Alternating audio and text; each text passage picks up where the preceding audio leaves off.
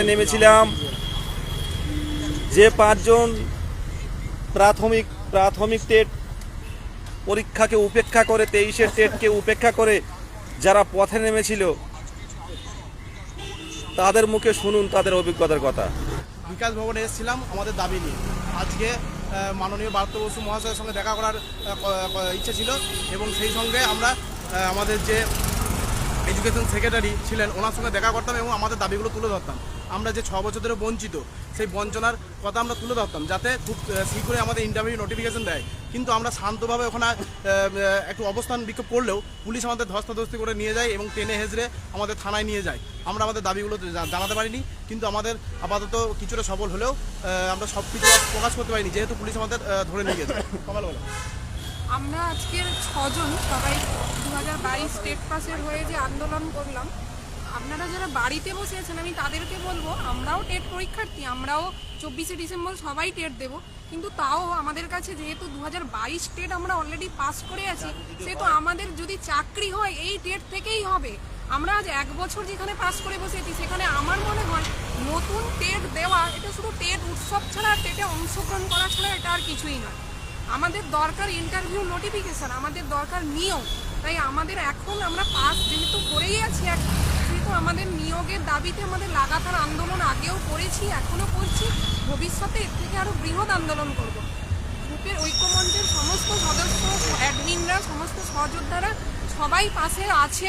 আমরাও সবসময় চেষ্টা করছি। যারা বাড়িতে বসে আছেন দয়া করে আমি হাত জোড়ো করে অনুরোধ করব আপনারা এবার অন্তত এগিয়ে আসুন। আর নয়, আমাদের 24শে ডিসেম্বর টেট হচ্ছে আর 2 দিন পরে, এরপরে বৃহত্তর আন্দোলনের নিশ্চয়ই ডাক দেওয়া হবে ঐক্যমঞ্চের তরফ থেকে। আপনারা প্রত্যেকে আসুন, আর বাড়িতে বসে থাকবেন না, সবাই আসুন নিয়োগের জন্য। তো আজকের আমরা মূলত যেটা এসেছিলাম আমাদের মাননীয় শিক্ষামন্ত্রী পার্থ বসুর সঙ্গে দেখা করার জন্য, যে যদি কোনোভাবে আমাদের ওনার সঙ্গে একটা আলোচনায় আসা যায় যে আমরা যে এই যে 2017 পর যে দীর্ঘ 6 বছর আজ হতে যায় আমরা বঞ্চিত। তো ওখানে বিকাশ ভবনে যাওয়ার পরে দেখলাম যে আমাদের কুণাল ঘোষ উনি মিডিয়ায় কাল ভিডিওতে ঘোষণা করেছেন 4% দিয়ে নিয়ে, তো উনি মিডিয়ার সঙ্গে কথা বলছিলেন। তো আমি চেষ্টা করেছিলাম যে ওনার সঙ্গে কথা বলার, ওনাকে ডেকেও ছিলাম, আমি জিজ্ঞেসও করেছিলাম স্যার আমাদের 22 স্টেট নিয়ে কী ভাবছেন। তো উনি হাত দেখিয়ে বেরম করে বলে দিল এখন নয় পরে। তো তারপরে আমরা বিকাশ ভবন থেকে বেরিয়ে এসে 144-এর বাইরে আমরা শান্তিপূর্ণভাবে আজকে আমরা বিক্ষোভ দেখাই। আমরা চেষ্টা করি যাতে কোনো রকমভাবে সুযোগ একটা হয় যে মাননীয় শিক্ষামন্ত্রীর সঙ্গে দেখা করার, আমাদের বক্তব্য তুলে ধরা। তো সেটা তো জানি না কতটা পেরেছি সেটা। তো এবার তারপরে আপনারা তো দেখেছেন যে আমরা কিভাবে ওখানে আন্দোলনটা করেছি, তারপর পুলিশ আমাদের জোরপূর্বক আমাদের তুলে নিয়ে আসে। এবার আমি আরেকটা কথা বলি, যারা নানা বাহানা দিচ্ছে বাড়িতে বসে আছে, আমি সেই কথাটা বলি, এই যে পামেলা ও আজ এসেছে, অনেক মেয়েরা বলছে আমাদের বাড়িতে এই সমস্যা ওই সমস্যা। মেয়েদের সমস্যা থাকে, আমি অস্বীকার করছি না মেয়েদের সমস্যা থাকে না, ছেলেদের থেকে মেয়েদের সমস্যাটা অনেক বেশি, কিন্তু ও একা মেয়ে, ও যদি আসতে পারে সমস্যা প্রত্যেকের থাকে। আর যারা বসে আছে তারা কেন আসতে পারছে না? আজকের আমরা এই 6 জন কেন?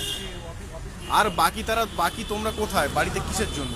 দেখো, চাকরি যদি হয় 22 স্টেট থেকেই হবে, 23 স্টেট থেকে দিয়ে স্কোর বাড়িয়ে কতটা লাভ হবে আমি কিছু বুঝতে পারছি না। 30 নাম্বার বেশি পেলে তবে তোমরা মেরিট পয়েন্টে বেশি পাবে। তো সবাইকে এটাই বলবো যে তোমরা সবাই আসো। আর একটা জিনিস বলছি, যাদের জন্য আজকের আমরা দেখা করতে পারলাম না, কিছু উমভাং দল এসে এমনভাবে কালকের গন্ডগোল করে দিয়ে গেছে, যার জন্য আজকের আমরা যে চেয়েছিলাম শান্তিপূর্ণভাবে শিক্ষামন্ত্রীর কাছে দেখা করার, সেটা আমরা কিন্তু করতে পারলাম না। তো এইভাবে 22-এর ক্যান্ডিডেটরা 22-এর হয়ে ওই 2-4 জন টোটাল 22-এর সমস্ত প্রার্থীদেরকে যে ক্ষতিটা করছে, এই ক্ষতিপূরণটা কে দেবে?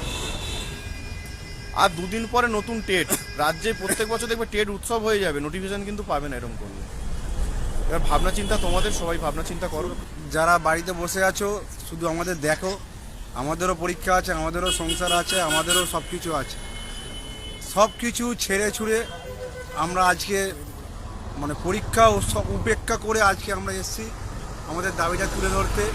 আমরা শিক্ষামন্ত্রীর সঙ্গে দেখা করতে চেয়েছিলাম শান্তিপূর্ণভাবে, কিন্তু কালকে আমাদের মধ্যে কেউ এসেছিল, সেই জন্য আমাদের সঙ্গে তিনি দেখা করেননি, যার জন্য আমরা বাধ্য হয়ে অবস্থান বিক্ষোভ করেছি। আর এর ফলাফল সমস্ত মিডিয়াতে আমাদের দাবিগুলো দেখিয়েছে, আমি আর বেশি কিছু বলছি না। আর বিদেশ দা এক্ষুনি প্যানেলে যাবে, এনকেটিভি। হ্যাঁ এনকেটিভি, সেটা সবাই ফলো করবে। আর যারা বাড়িতে বসে আছো একটু নিজেকে ভাবো সজাগ হও সবাই। যে আমরা ঠিক করছি। আমাদের 2022 টেট পাস সবার স্বার্থেই, যে আমরা চেয়েছিলাম একটা শিক্ষামন্ত্রীর সঙ্গে একটা সুষ্ঠুভাবে আলোচনা করতে, আমাদের যে দাবিগুলো সেইগুলোর ব্যাপারে আলোচনা করতে। তো আমরা সেটা প্রথমে সুষ্ঠুভাবে করতে চেয়েছিলাম, কিন্তু যখন সেটা আমরা ফলপ্রসূ হলাম না, আমরা তো বারবার একটা ফর্মালিটি মেনটেন করে সেখানে করার চেষ্টা করেছি, কিন্তু হয়নি। তাই আমরা আজ SL/ST দাবিদের সঙ্গে শিক্ষামন্ত্রীর বৈঠক ছিল বিকাশ ভবনে। তো আমরা চেষ্টা করেছিলাম সেখানে যদি তিনি আমাদের কথাগুলো তো একটু যদি শোনেন, কিন্তু সেটা সম্ভব হয়নি বলেই আমরা বিকাশ ভবনের সামনে যারা আমরা আজকে এসেছিলাম, হ্যাঁ সবাইকে বলা হয়নি, এটা সবাইকে বললে হয়তো পুলিশ আগে থেকে মানে জেনে যেত ব্যাপারটা, আমরা বিকাশ ভবনের কাছে হয়তো আসতে পারতাম না, তাও কিছুজনকে বলা হয়েছিল ফোন করে। তো আজকে যারা আমরা আসতে পেরেছি তাদের সবাইকে আমার তরফ থেকে অসংখ্য ধন্যবাদ। আর যারা আজ আসতে পারলেন না বিভিন্ন কারণের জন্য, আশা করব পরীক্ষার পর পরীক্ষা দেন, ঠিক আছে, প্রতি বছর পরীক্ষা হবে, পরীক্ষা দেন, কিন্তু স্কোরটা বাড়িয়ে কতটা লাভ হবে সেটা নিজেরাই ভেবে দেখুন। টেটের ওয়েটেজ মাত্র 5, আর চাকরি পেলে আপনি একটা সার্টিফিকেট থেকেই পাবেন। তো আজ সবাই আমরা আসছি, আজ আমরা এখানে বিদেশ দা এখনই এনকেটিভির প্যানেলে যাবে, সবাই সেটা একটু শেয়ার করে দিও, সবাই একটু দেখো, সবাই সাথে থেকো, আর আগামী দিনে আন্দোলনে সবাই আসবে এটা আশা রাখছি। ধন্যবাদ সবাইকে।